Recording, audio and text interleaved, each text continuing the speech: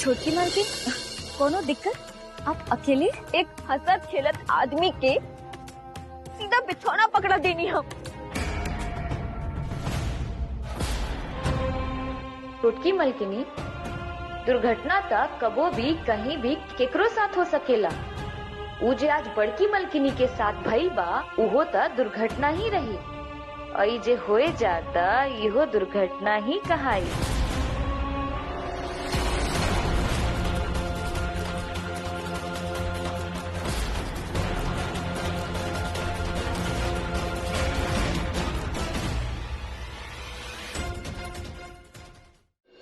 ये दवाई चली है, ये एंटीबायोटिक और दर्द की दवाई बा। हम फिर से कह देता नहीं कोनो लापरवाही ना हो खिंचाई, नहीं तो परिणाम बहुत भारी पड़ सकेला। सही दवाई सही समय पे और सही मात्रा में लेवे चाहिए। ओके डॉक्टर साहब, I will take care of it, don't worry. अगला 8 घंटा भी बहुत नाजुक बा, so proper care mister Jha. ओके।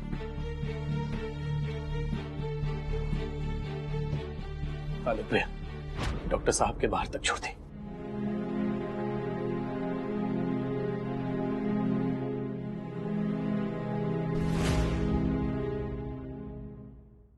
निम्मन करे के फेर में हमेशा कुछ ना कुछ गलत कर दे बेनी हम।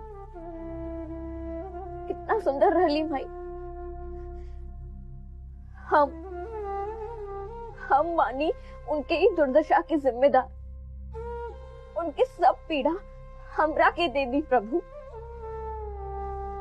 आपन गलती की सजा भुगते खातिर तैयार बानी हम। उनके हाल ही से ठीक कर दी प्रभु, हर ली उनके कष्ट।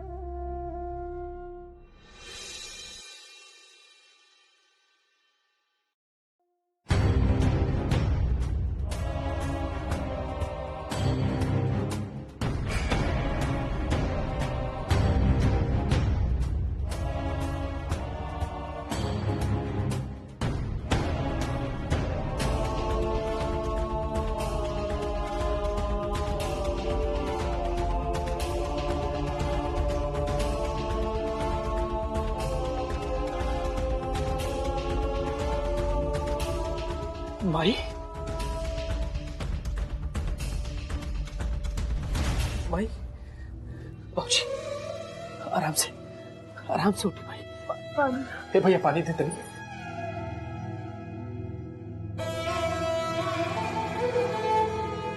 माई पानी।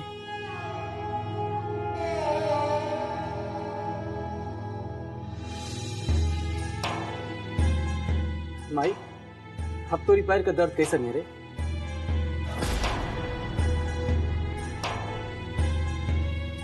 अरे का भाई, तू सब लोग के चेहरा ऐसे कैसे उतरल बा?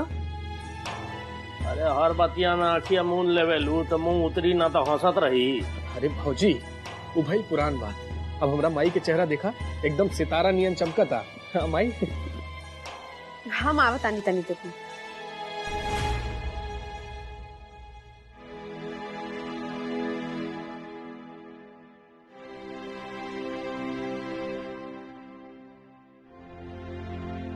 बंद करा अपनी पोथी पत्रा और नाटक।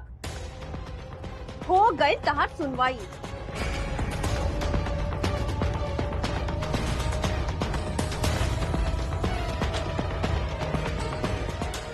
मतलब माई ठीक बारी? ई चमत्कार तहरा कारण नहीं के भइल बा शामा, और एकर क्रेडिट लेवे के कोशिश भी मत करिहा। तू तो अपना तरफ से माँ के मारे के पूरा जुगाड़ लगा देले रहलू। अपन देहाती बुद्धि और विवेक से 2 अक्षर पढ़े के काहे ना सीख ले बेलू श्यामा? किताब से डर लगेला का? बेकार के आरोप बाई हमरा ऊपर मजली दीदी। और वैसे भी वो दवाई तो आप ही हमरा के देले रहनी ना। चला ठीक बा, तो ठीक पढ़ के बता देबू ना। अगर 2 रंग के एक के दवाई तहरा आगे रख दी तब कवन हम देले रानी और कवन दूसर दवाई बा। तर्क करे में तो डिग्री धारी बाड़ू तू और चरित्र में इच्छाधारी। गलती स्वीकार करे की बजाय सफाई दे रहलू हा। लाज शरम नहीं खेका? कहीं डूब के मर काहे ना जातू?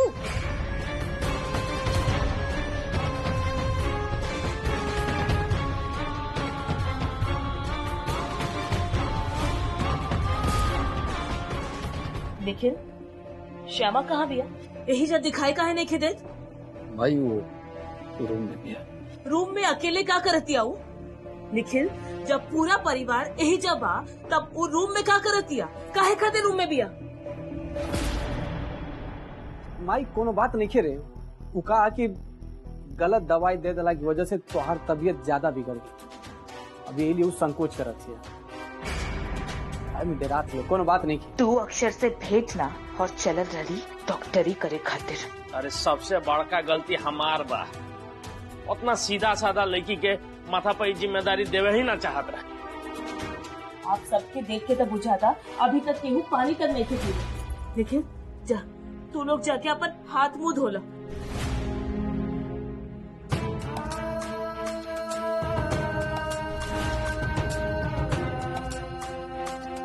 गलती स्वीकार करे की बजाय सफाई दे रहलू हा। लाज शरम नहीं खेका? कहीं डूब के मर काहे ना जातू? गलत दवाई चल गई बा। सब समय जिद ना करे चाहिए। जितना कहा था नहीं सुना। जा कमरा में जा।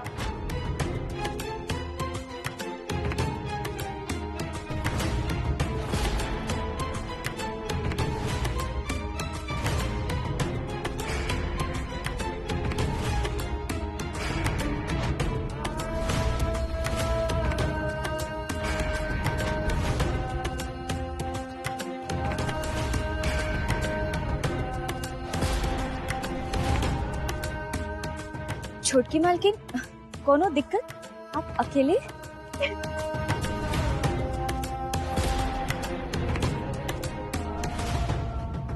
शांत शांत, सब दुख के अपन एक न एक दिन अंत निश्चित बा। का भरोसा कि आपके अब ही अपन दुख से मुक्ति मिल जाए? गहरी सांस ली और सब दुख समाप्त हो जाए।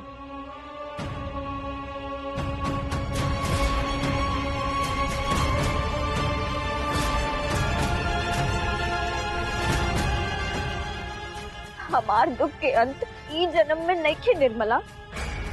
हमार जन्म दुख भोगे खातिर और दूसर के दुख देवे खातिर भइल बा। देखा का हो गई? बेसी काबिल बने के चक्कर में आज एगो जान ले ले रहते न हम। सोच के ही रूह कांप जाला हमार। दवाई बदल गई रही, लेकिन अगर हम आज 2 अक्षर पढ़ल लिखल रहते तो आज ये सब ना होत। साच तक ई बा कि हम ई घर के लायक ही नहीं थे। एक हंसत खेलत आदमी के सीधा बिछौना पकड़ा देनी हम।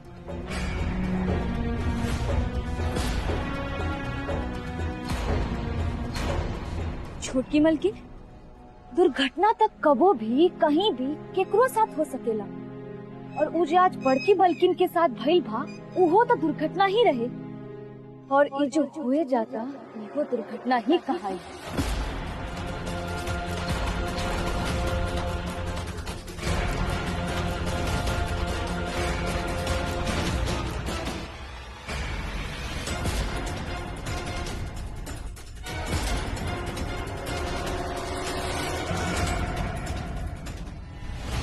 श्यामा,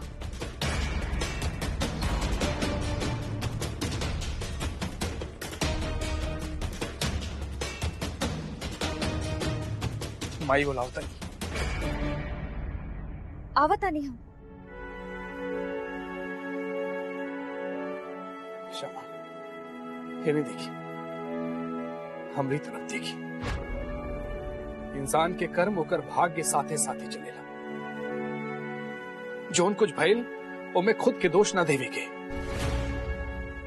ये सब होनी रहे और होनी के टालल ना जा सकेला। अगर ऐसा रहा तब महादेव आपका माता सती के जान न बचा लेते। चलिए हाली से।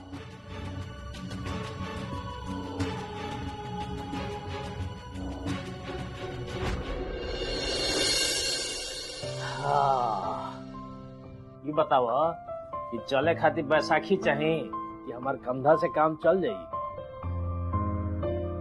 ये देखिए एगो और बैसाखी आ गई हमार।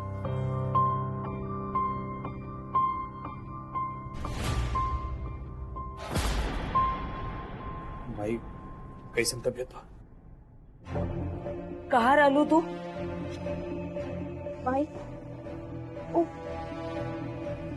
माई वो धोखा से हमार मतलब बा गलती से हो गई रहे। आपन तरफ से तो हम पूरा निम्न प्रयास कैले रही, लेकिन हमार हाथ में जस नहीं थे और आपके नुकसान पहुंचावे के हम सपना में भी न सोच सके नहीं।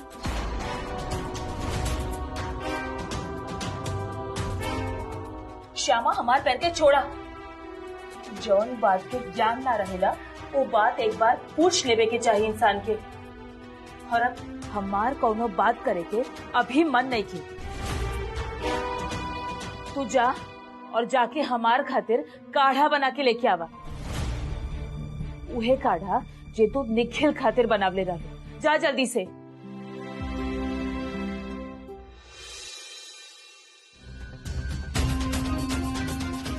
जो गा के लोग के मन जीते के निम्न हुनर बा तहार में श्यामा, लेकिन बेसी दिन काम नहीं खे चली। न तहार हुनर और न तहार भाग्य जे तू बार बार बच जालू हमरा हाथ से। नहीं श्यामा, श्यामा, श्यामा, श्यामा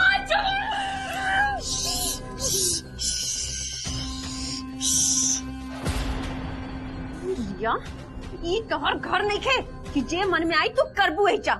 बेवकूफ लड़की कहीं के। अरे अंदाजा बात आ रहा कि अगर केहू देख ले तो का होत। अरे गुस्सा ई बेजान चीज पे निकाले से निम्न रहत कि तू केहू के खून कर ले। तू जे कि तू करे आई पड़ू ऐचा। अपन प्रतिशोध के आग के दबा के रखा, ना तो बेसी हवा भी आँच के बुता देवेले। अरे शांत रहा, एकदम शांत। और अगर अपन बदला लेवे के बानू तो हमार 3 बात याद रखिया। हाय गुस्सा अपन घरे छोड़ के आवा और नजर के एकदम चौकन्ना रखा। और मौका मिली ना बनावे के पड़ी।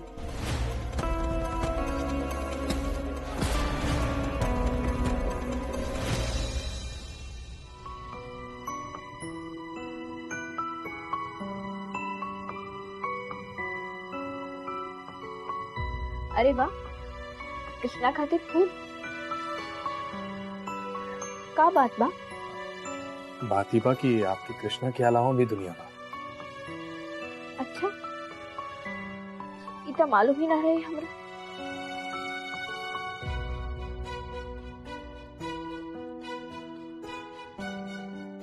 प्यार मोहब्बत की दुनिया, और जौने दुनिया की आपके कृष्णा किंग बने। आज है दुनिया के बहुत खास दिन बा, वैलेंटाइन डे।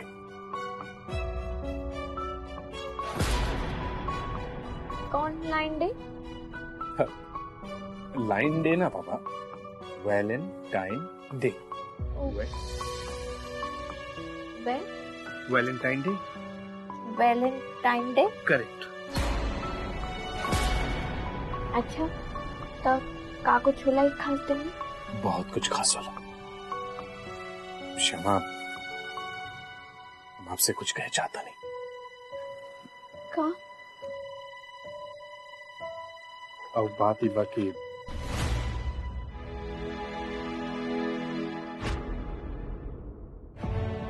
छोटकी मलकिनी, वो दोपहर के खाना का बनी?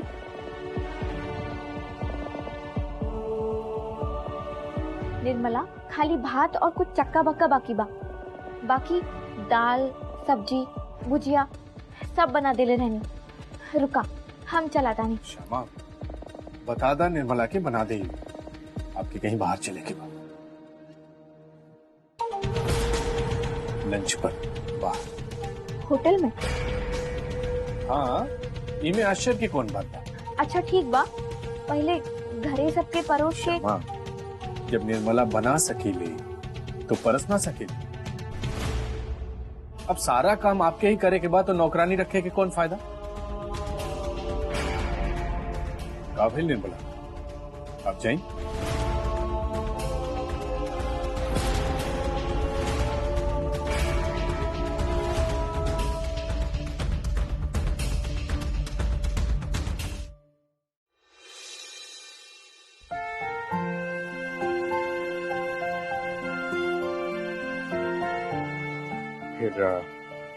फिर हम कहाँ रह रही? होटल में। और उससे पहले आप कुछ खास बात बोले वाला रहेंगे हमरा। अभी ना, पहले खास दिन के खास बना दी, फिर खास बात भी कह दे।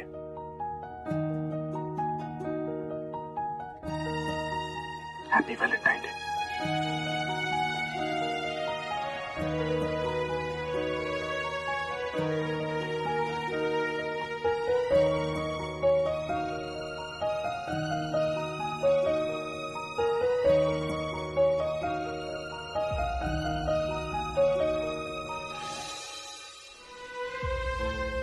Thank you.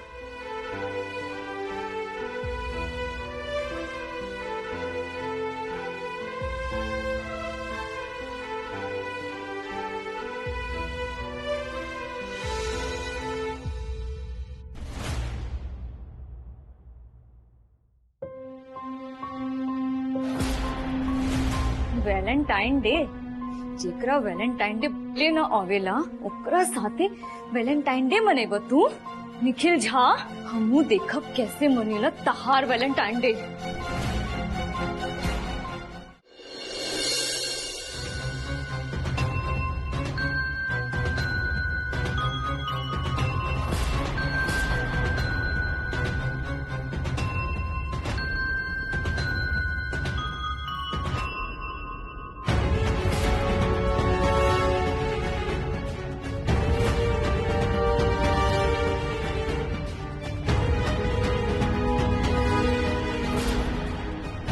ये को अनपढ़ गवार लड़की के साथे मोहब्बत फुटाता तहार वैलेंटाइन डे मनेबू तू? परी जान ला, हमहू सत्यानाश के महारानी बानी।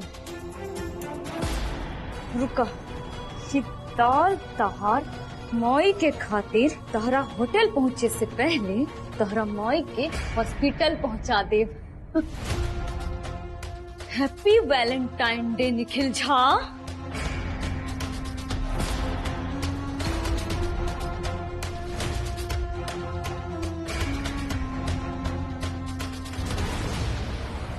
चलिए बताइए कहाँ जाए के बाद और कहाँ खाए के बाद? इंडियन, थाई, कॉन्टिनेंटल, रशियन? बिहारी। बिहारी मतलब लिट्टी चोखा?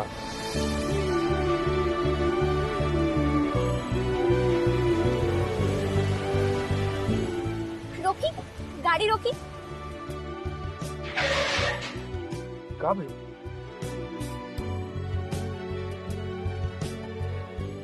पानी पूरी? पानी पूरी तो बिहारी ना है, ये तो बम्बैया है, बम्बैया। पानी पूरी नाम बम्बैया बा, लेकिन पुचका वो तो बिहारी बानू। पुचका? अब चलिए फिर मुंह में पानी और। पहले बानी आप कबो पहले पुचका, हमरा तो बहुत खुशी मिलेला खा के। पुचका?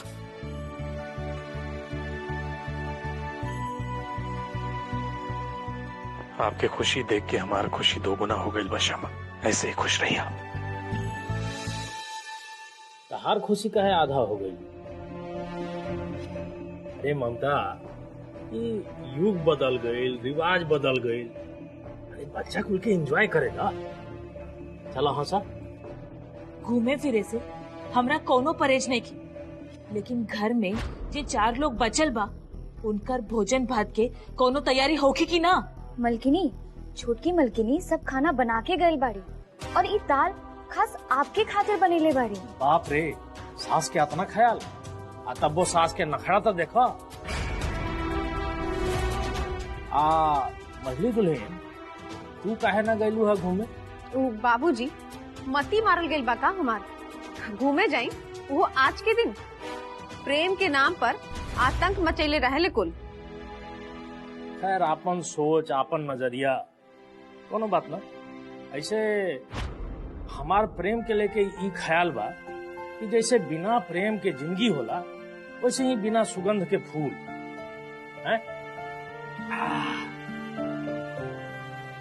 हैप्पी वैलेंटाइन डे ममता।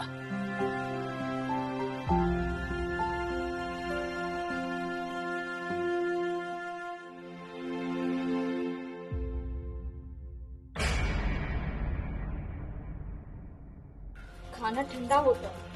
हाँ, शुरू करो।